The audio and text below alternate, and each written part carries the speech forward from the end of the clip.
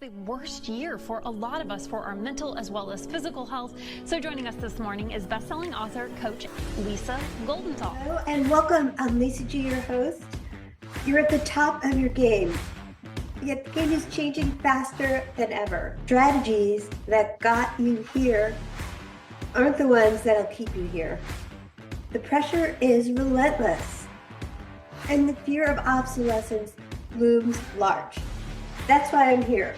Welcome to the new podcast series, Disrupted: How to Be Gritty and Unlock Performance in Business, Mindset, Wellness, and Success to help you master disruption. Thanks for coming, and I'll see you soon.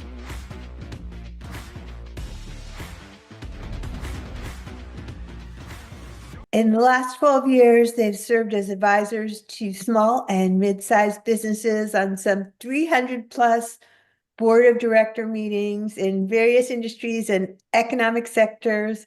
They find leverage points in high impact times to ensure sustainability in and out of crisis. As executives in the aerospace industry, they navigated through the minefield of succession, tripled the company's revenue, and created a wholesome 8-figure exit. Through their method, Shift Intelligence, they advise leaders, organizations into alignment, impact, and freedom beyond traditional success. They also co-authored bestseller, Bridging Legacy and Innovation. I'm so excited and thrilled to welcome to the podcast Ivan and Mariana Polic. Hi, so great to be here. Thank you. Did I say your names right? Yes. Yeah, you did it great. Oh, awesome. Well, welcome. I'm so excited for this conversation. As a husband and wife partners who have built successful manufacturing business together, I want to just hear about some of the challenges and advantage that you encountered in your co-founding journey. Well, it's to tell you the truth, I struggled. Mariana joined me later on. I struggled pretty heavily, and it's a very male-dominated space, aerospace manufacturing, and bunch of grumpy men getting the work done all day in and day out. We needed to change culture in a big way. We needed to decentralize and build a team that can operate this business independently. And so we needed a little bit of a softer touch, a little bit of a different kind of communication, and we needed more harmony in the business, and that's why I asked Mariana to join us and be our chief cultural officer, and that was one of the best moves I've ever made because from there things really improved. Yes, Wow. I was witnessing, Ivan's struggles, trying to put in place the vision that he had for the business and, transform it, on all levels, operationally, culturally. And when he asked me to join, I was actually very happy and honored because I got to help, not just being a helpful spouse at home, but actually, make something actionable, which is, sometimes entrepreneurs, it's hard for them to share their burdens with their spouses because they don't want to worry them.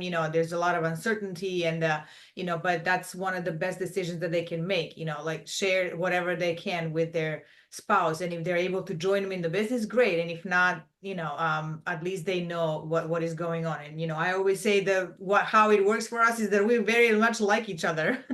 So it was easier, and it is to continue to be easy to work together. Wow.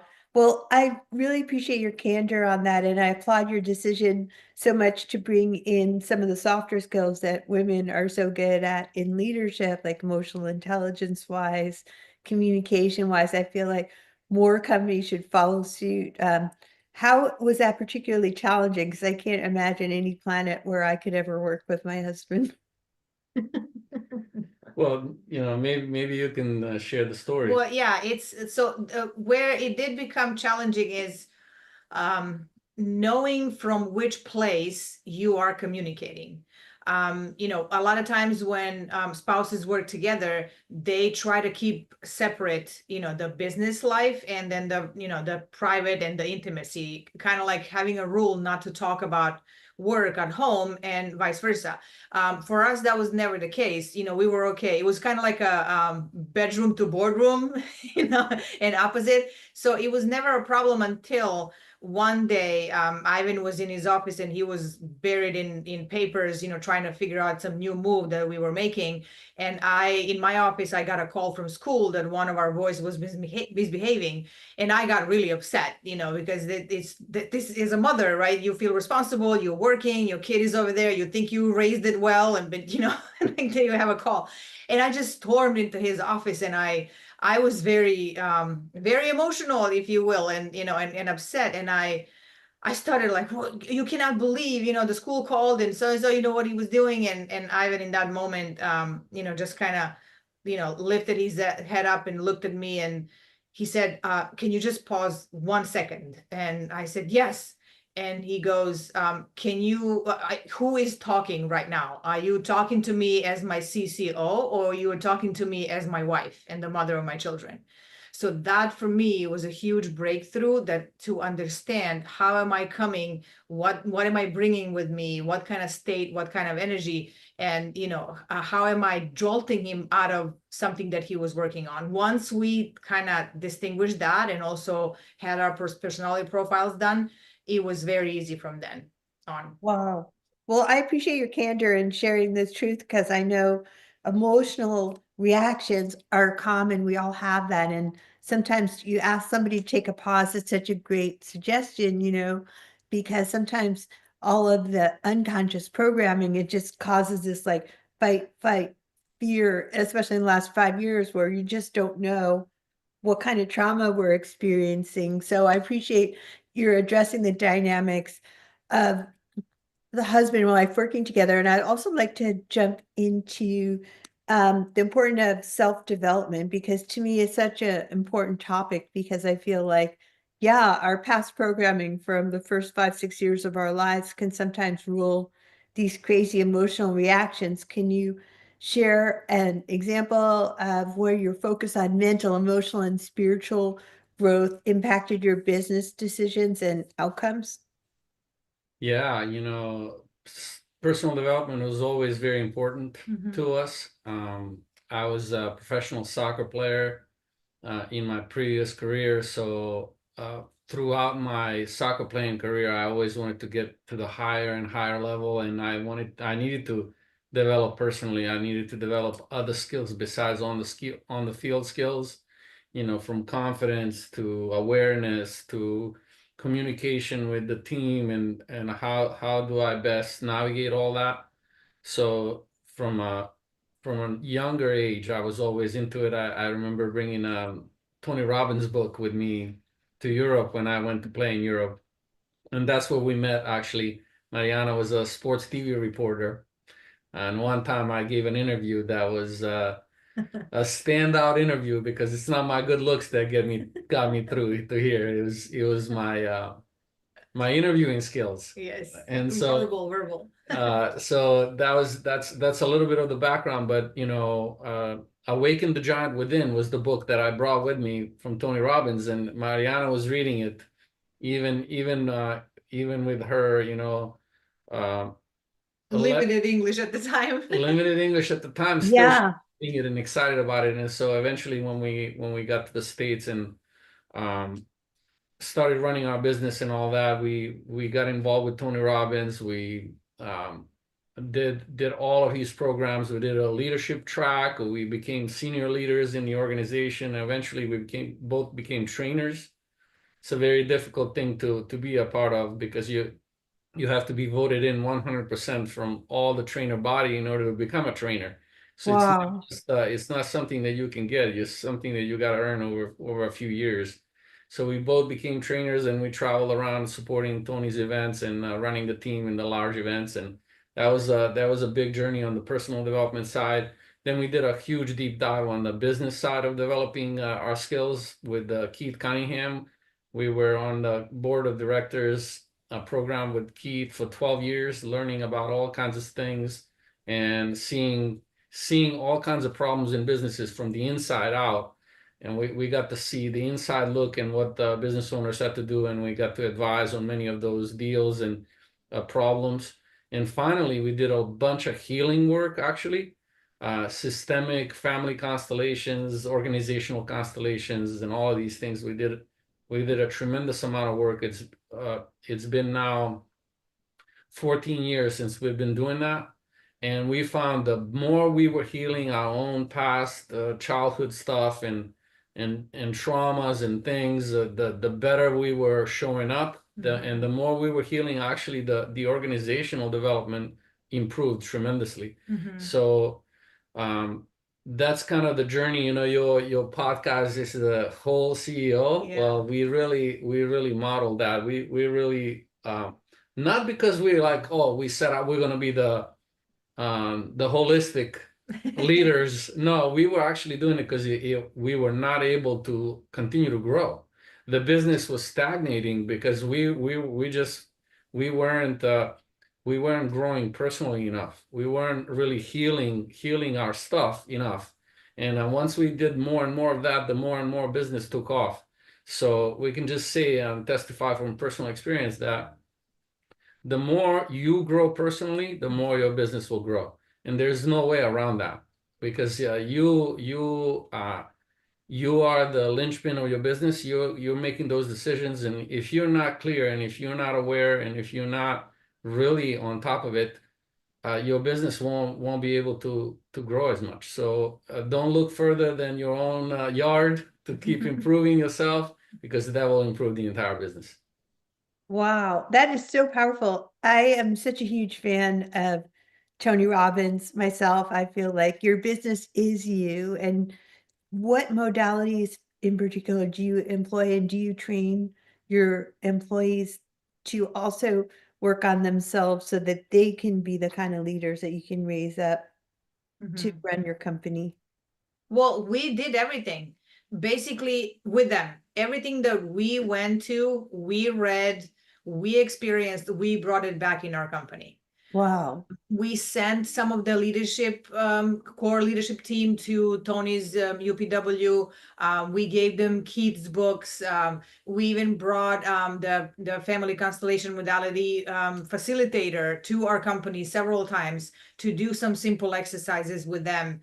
And anything, we created a library actually at work, and which had like different, whether it's leadership skills, emotional skills, family, different things. And we always put emphasis on that however they develop themselves, that always stays for them. Nobody can take away from them anything that they learn and educate themselves and develop themselves as individuals, as leaders. They can even put that on the resume, went through this course, went through that course, because that, any employer would, like that and benefit from that. So we were not shy, at one point we even had we offered like a financial class to them too. So we were not shy to bring back, anything that we could find that benefited us, because we wanted them to benefit as well, and their families by extension.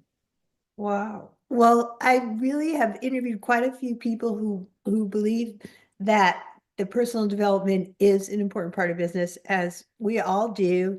And the numbers back that up. Can you share some of the data of how working on yourself and sharing this kind of training to train other leaders has multiplied your actual net worth and your income and your profit? Yeah, well, at one point I was very, very much feeling the weight of the growth of the business, and feeling that, we are not going to be able to continue to grow unless we develop some more leaders that are capable of taking on some of this stuff that I was working on. Yeah. It was really key that we would grow some leaders from the within, as well as bring in some new leaders from the outside, and put them all together into a cohesive unit that can run this business. And at some point I was working 80 hours a week in our peak times, trying to get everything rolling and growing and all those things. and I realized that this is not sustainable. I have to turn over a new leaf here and build an organization that's independent of me completely. Mhm. And we set out to do that, and we were able to achieve that through all that personal development for them. We framed every new initiative based on what's in it for them, how they will grow, how better fathers and mothers they will be, how they're not going to be drained if we put in these new systems and new approaches and we work better as a team. They're going to go home energized, they're going to feel good, they're going to be better mothers and fathers, spouses, and all these things. And little by little, it was like a tide that rose all boats. And eventually we worked only 2 hours a week because it was a fully independent operation in the aerospace manufacturing business. That's unheard of. We were able to pull it off, and we eventually ended up selling to private equity for an 8-figure exit, which was really great. And funny anecdote is that our transition to them only took 6 days because the business was so independent of us, and they didn't believe it. But once after the 6 days, they were saying, like, you were right, we don't need you, thank you so much. And since then, we've only talked to them once. It's been 3 years. Right. Wow. That just shows the power of building a team, reducing owner dependence, supporting everyone to grow, growing together, supporting one another. You know, when people feel that you really care about them, they're willing to go the extra mile. And the extra mile is they have reasons why they are going the extra mile. It's not to make you rich. It's for them to continue to grow and become the best version of themselves. And that's what really our approach was. And it worked beautifully. Wow, that's such an amazing legacy that you have not only grown such a huge successful company, but you've grown all these other people that they now are more emotionally intelligent, better leaders at home, better leaders at work. I started this podcast, I'd say, right in the pandemic, just to help people be unstoppable because it was hard for me. And whoever knew that 5 years later, it would still be so hard with all of this massive destruction going on in Los Angeles and my home for half of my life. Just how how can you help our audience be unstoppable? Do you have any parting advice on how to just keep going and charge forward and don't let anything stop you in business and life? Well, I would say anytime something challenging happens, no matter how bad, is to pause and acknowledge the facts in that moment. Fully acknowledge, okay, this is what happens. This is how it makes me feel right now. This is the damage that is causing to me, my business, or my family. Like fully speak everything that you're feeling and all the thoughts and any perspective that you're having in that moment. And then once you speak it and acknowledge it, it actually reduces the intensity of the energy and the intensity of the trauma, so that you can then be like, okay, okay, now what can we do about the current situation? And not necessarily asking why it happened, but what can I do about this? How can I overcome this? Who can I engage to help me? Where's the resource? What kind of resources I have within me? And then also what kind of resources I have around me that can help me overcome this. And then slowly, little by little, step by step, as Keith Cunningham says, kick the can, get on that journey of recovery, and then ultimately journey of thriving, because we are very resilient as people, very, very resilient.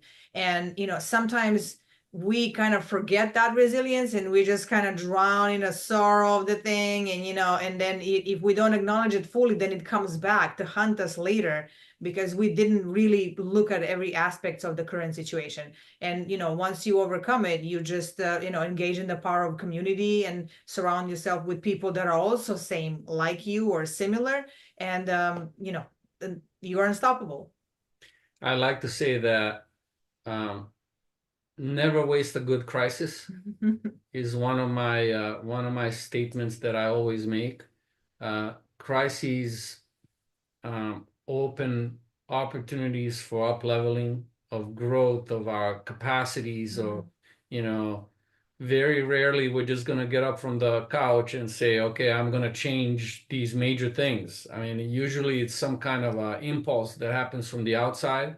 Mhm. You know, we remember in 2008 when the financial collapse happened, we were running the aerospace business and we lost 95% of the revenue from one month to the next month. And, you know, there was financial collapse, so there was no work to be had. There was no orders out there. It was very, very dark time. So about a 6-month period, all we were doing is planning how to go bankrupt. It was that dire and that dark. And, you know, luckily we had some really great people to advise us, and we made the cuts in order to survive long enough. And then from there we built back up. So we know how bad things can get and how dark things can look, but there's always a way to come out on the other side better and stronger.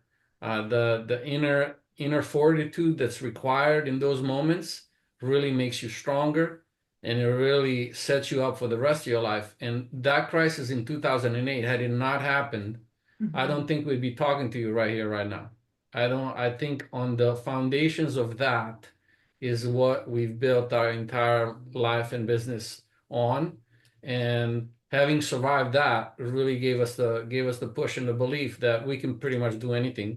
And so for the people that are really suffering right now in LA, I think that this can set up everyone to rebuild LA into a whole, even more beautiful place than it was. And for those people that are really facing a very steep challenge, you know, they got to you know, collect themselves and build on their inner strength and make things happen in their life that are going to be even better than where they were.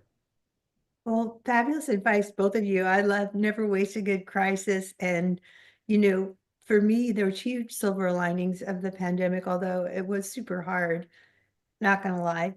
And I love feeling it first, and then you can heal it and deal with it. Like for me, I believe in that too, but then I start getting sucked into all these notifications and I get back drawn into the drama. So this is fabulous advice.